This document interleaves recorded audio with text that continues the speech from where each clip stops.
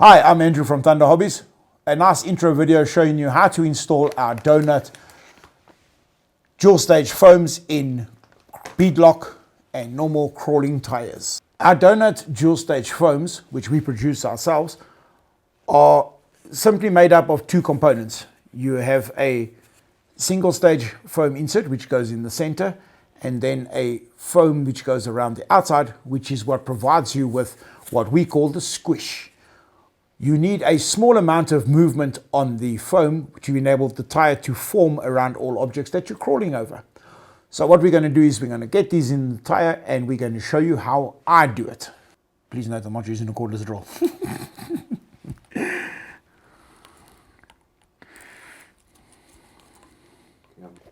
Alright, so the rim has been removed. There's the inside and the outside. And we then need to take the metal ring out. Ooh la la! As you will see, this metal ring has had some weights added, and I know that the one in here hasn't. So I'm going to take that one out quickly and show you the differences and how to install the foams on the two different types of inserts.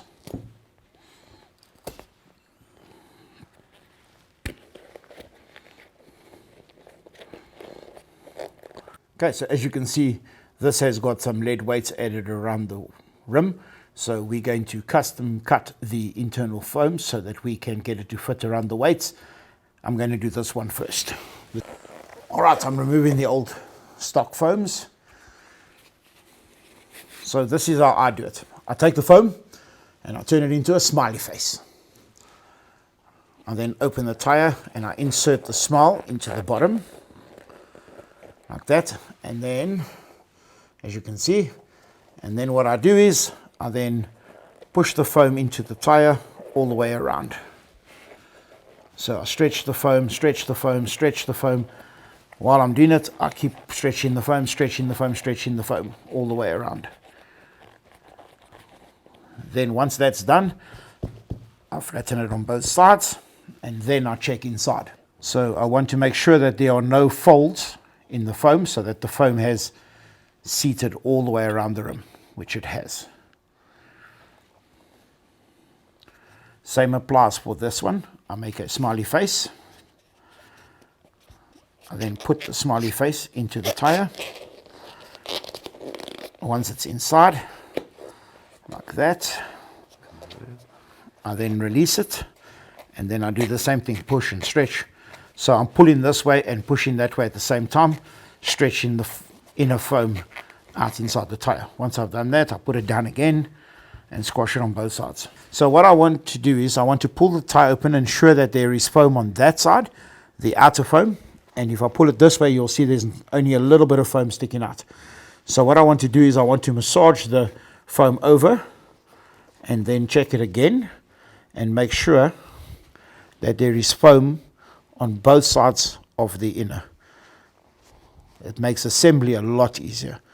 So there as well, just push it over a tiny little bit. I can now see foam going all the way around the tire. So I check that all the way around. Then I know that it's in correctly. I then take the inner ring. Same applies. Put the inner ring in. Stretch it over. And then I just squash and rotate, squash and rotate, squash and rotate. I then check and make sure that there's no big gap between the rubber and the metal ring on the inside, all the way around, so that it stays equal. And then I check the other side as well. You can see there's no gaps all the way around. Then always remember, with Traxxas tires and other tires, you need to take into consideration tire rotation, which is indicated by a indication arrow on the side. Okay, so now that I've checked the tire rotation, I then insert the one side of the beadlock wheel. I want to check the distance around the rim and the tire all the way, that there are no pieces that are sticking out or not fitting properly. So what I do now is I now push the first side of the beadlock in and I check the gap running all the way around the tire to make sure that it's consistent all the way around and that there's no pieces that are sticking out.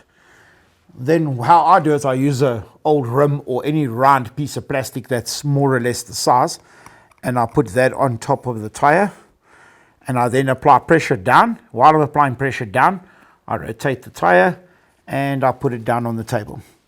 So what we found is that if you work on the table and there's nothing holding the rim up, when you push down on the tire, the rim tends to climb back out again. Whereas if you have something underneath to hold the tire and you look from the top going down, when I push down, I'm now pushing only on the tire. This gap all the way around there closes up and you can see it's equal on all sides. Once I've done that, I keep the pressure on the tire and then I slowly but surely massage the tire until the bead slips all the way inside, which is about there. As you can see, that gap is now equal all the way around the tire.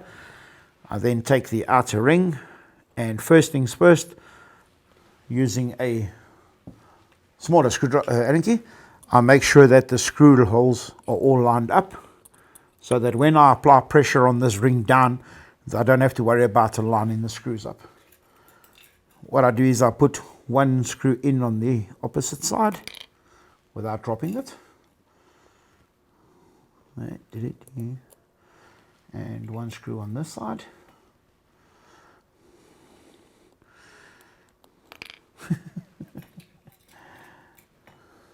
See, I'm human.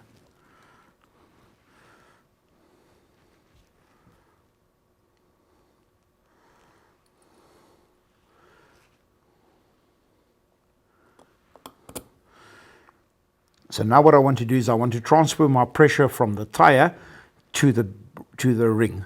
I then take up the pressure with the ring and I will push down. But what I will do is I will apply pressure on the back of the handle and I want the screw to go in only one turn. So I apply pressure and I felt it bite already. I'm going to stop, but I'm not releasing the pressure on this side of the rim. And then I nicely rotate it, keeping pressure on the ring, keeping pressure on the ring. I then put the Allen key in again, and now I apply pressure on the Allen key down and try and get one or two threads to bite, which it has done. I then release it, and then nice and slowly I lift the tire up without squashing the tire. And the first thing I do now is, once again, I check this gap all the way around the ring. And that looks great all the way around. I don't see any problems there. Check on this side as well. That all looks fine. Put it back down on the spacer and I will then insert the other screws, but only until it grabs some thread. And then I stop. So I'm not tightening the rings at all yet. I'm just putting all the screws in.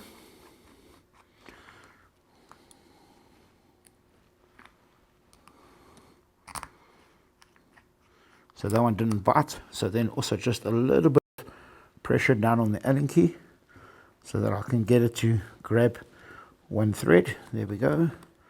That one will now grab a thread. And I have one more to put in, which will then go in there. Same thing applies. And there we go. I've now got a very small amount of tension on each screw.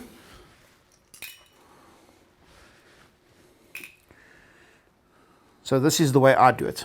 I will put the Allen key in, start on the top of the tire, and I will give it a quarter of a turn.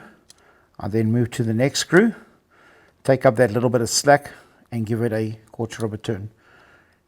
Next screw, take up the slack, quarter of a turn, take up the slack, quarter of a turn, take up the slack and a quarter of a turn, take up the slack and a quarter of a turn, and I just keep doing this slowly around the rim. Quarter turn, slack, quarter turn,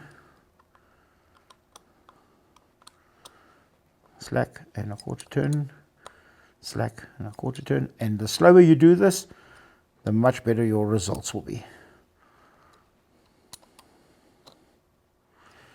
You'll notice I don't put the rim down on the table. I now keep the tire on the table. I don't work on the tire this way around on the rim because when you press down, you can move the tire out of the bead. Once I've gone twice around the rim, I then check the spacing on the tire again all the way around and on the back as well all the way around. And I will then continue. I'll put it down, but I'm actually holding it up in the air. I don't want to put pressure on it. So quarter turn, take up the slack, quarter turn, take up the slack, quarter turn, take up the slack, quarter turn, slack, quarter turn. This is going to be a very monotonous video.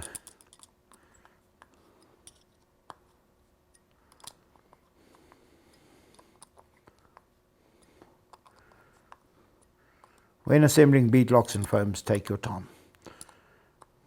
Do it nice and slowly, and your success rate is always a lot better.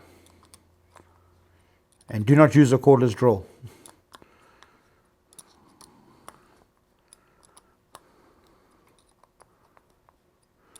And eventually, by the time the sun comes up, you should have it tight. Maybe a good idea to check one more time. Yep, that's all in the bead. That's all in the bead. That one's tightened. That one a little bit more.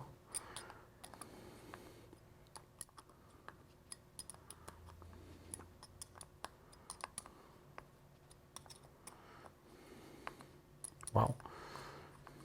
The bead's actually going on at a slight angle, but it doesn't matter. I'll still continue going around and around and around until it's completely snagged up. And that's it. Make sure of the bead sitting there. You will see immediately if the bead starts climbing out, you'll see the rubber bead lying out the side of the rim. And that one is also in. And that is it. So that is the amount of squish that you have. And your sidewall support is that much. So let me put it down on the table and pull it across the table.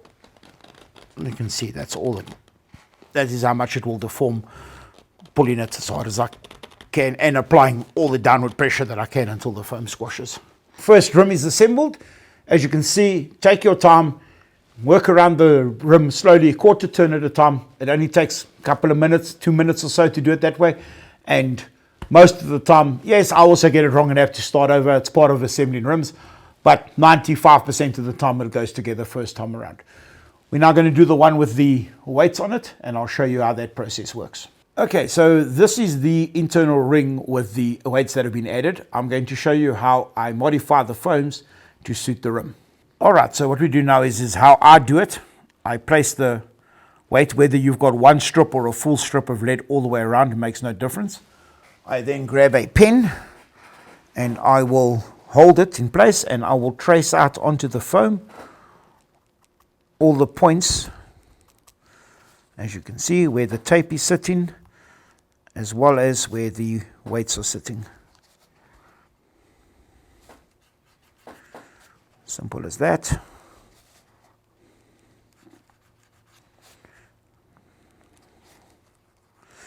Okay, then remember some of these weights are wider and some of the weights are smaller, so it would be a good idea to make a mark on it. So I'm going to line up that black line with that black line. Then I remove the inside and you can see a rough pattern of where we're going to go. I then take a small blade and I'm going to do it this way so that I can show you in the camera. So what I will do is, there's my mark, so I will make a cut line into the foam. I'm just marking for now, and a cut line into the foam. And the same for the next weight. You can see the difference in size, how much bigger this weight is. It's only 5 grams on the weight, but when you transfer it over, it is a big difference. So I place the blade and press down slowly. And that one's already cut.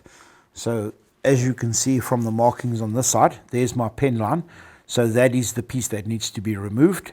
So once I press down, it will then highlight the area that needs to be trimmed off. I'm not going to try and do the whole thing in one go. I'll rather do a couple of small little cuts on this side, and then I will turn around and do the same on the other side. I'm trying to follow my pen line as close as possible, because you would like the foams to sit nice and tight on the weights and the ring. So that one's out. So now let's rotate it and do the other side.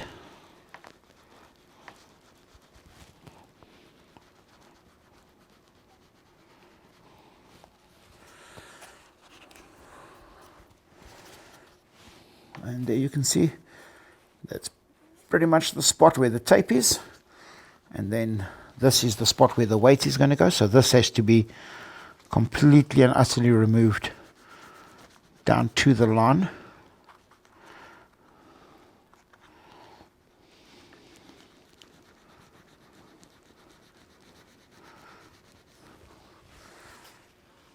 Take off the pieces, get them out of the way.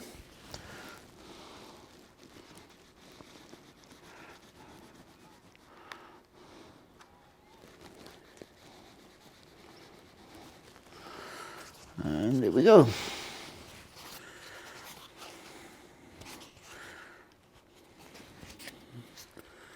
So you can see that is where the weight is going to sit. That is where the insulation tape is, because as you can see from here, there's actually a flat section there which we need to compensate for. Then I will take out the next is another piece where the lead is going to go, so that needs to come out all the way. I do a rough cut first and then actually put the ring in and then make small adjustments where necessary. Same on this one.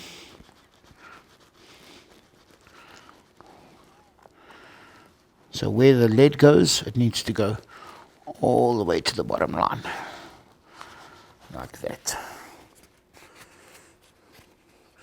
So as you can see from there, that is where the lead will sit, tape, and that is where the lead will sit. I'm going to carry on tuning the rest of them. Well, there we go. I have completed the trimming of the foam for the weighted beadlock rim. Let's take a look. Okay, so the trimming is now completed. It looks a little bit strange, all the cutouts, but you will see now how it works. So there is my black Koki line that I made, and there is the black Koki line on the rim. So that one lines up with that one. And you can hear when you put it in, nice tight fit is what we are looking for. Make sure it's nice and equal all the way around, which it is. So now that we've fitted the weighted inner rings in, you can see that we've maintained a nice round shape on it, so that when we put the dual stage foam on the outside and fit it in the rim, they will perform as they were intended to after doing the trimming of the inner foams. Okay, so we've now fitted the outer foam into the tire, same as we showed you with the last one, and fitting the inner is exactly the same. Still make a smiley face and put it inside the rim.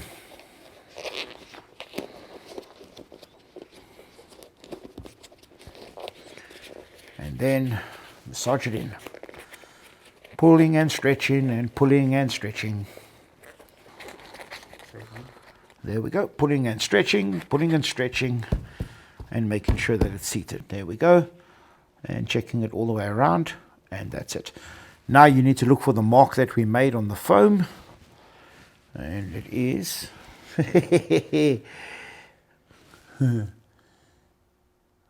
So as you noticed, we had a quick commercial break because we were unable to find the mark.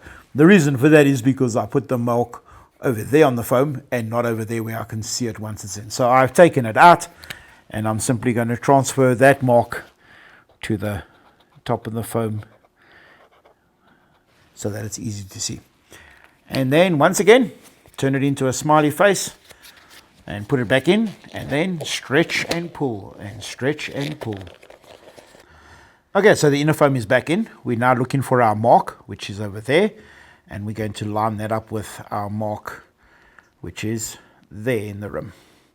So that means that the marks go to the marks, which is there, and we then put the inner ring in and stretch the tire over it.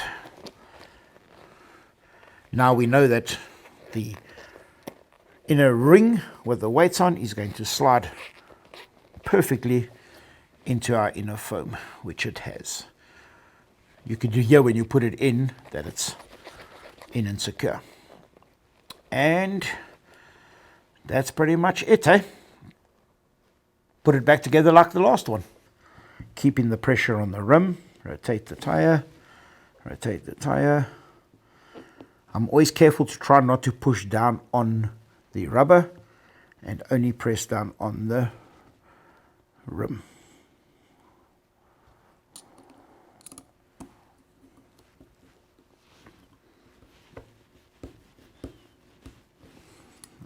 there we go. And then that's what happens. Okay, so now I can actually show you. So I'm about to check the distance we were talking about around the rim there. If you now rotate this over, you can see there, and then right here you can see that the whole Allen key actually fits in there. So I'm going to exaggerate the problem. So this means this piece of the tire has slipped out of the bead. If you now try and screw it together, it's not going to work. It will eventually pop out. But if I grab this and I actually pull it with my thumb, you can see there the tire is starting to climb out of the bead. So that means it isn't lined up. So you take it apart and do it again. And check all the way around there. And now you can see there is no gap anymore where the Allen key could go in where it did earlier. So then I'm quite happy to proceed. Okay, so there we go. Our dual stage foams are now fitted to the rims. Let's get them back on the car.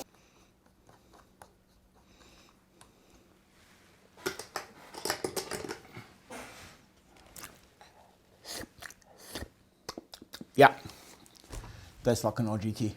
Actually, no, it tastes like Traxxas tires. Don't tell anyone. Well, there you have it. Our donut dual stage foams are installed. Let's take a closer look.